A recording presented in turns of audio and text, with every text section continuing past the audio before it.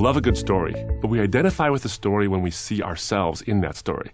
The best books and movies are those that cause us to close the covers or walk out of the theater asking, I wonder what I would have done if I were in that situation. In distinction to nearly every other religious book or tradition, the Bible is unique in that it gives us principles for life, but illustrated through stories and accounts of what happened to real people in real places in real history. That allows you and me to see just how we fit into the story. When we read the stories of what happened to King David, the moral dilemmas he found himself in, the good choices he made, the bad choices as well, we can see ourselves reflected there.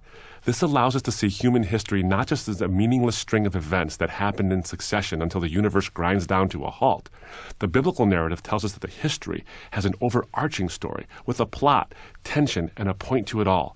It's not just a series of random events brought about by physics and chance. It's an unfolding story written by an author. But it's a unique story, unlike any ever written by anybody else, because God, the author of the story, allows the figures in that story to have free will, whose decisions factor into the whole thing.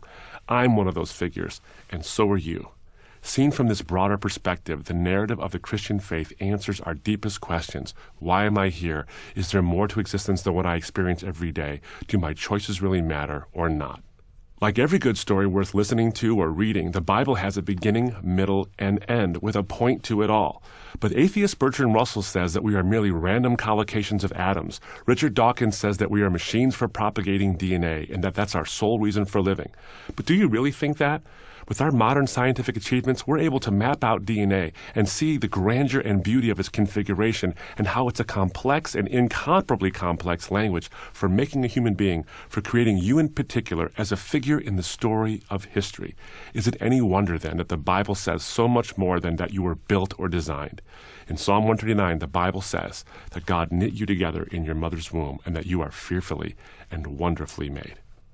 From that beginning, we have the plot thicken as humanity goes away from God and he struggles to bring us back to himself. And that's where the cross comes in.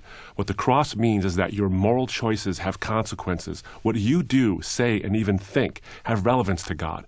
If what you say, do, or think don't have any significance, then there would be no need for a cross. And if you're just a DNA machine or a collocation of atoms, then what you say or do really means nothing in the end.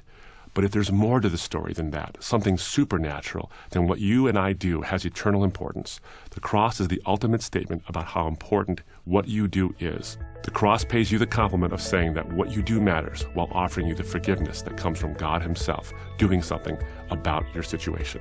The Christian story is unique because the ending is a never ending. I invite you to learn more about it. I hope that you'll learn not just what the story is, but how you fit into it.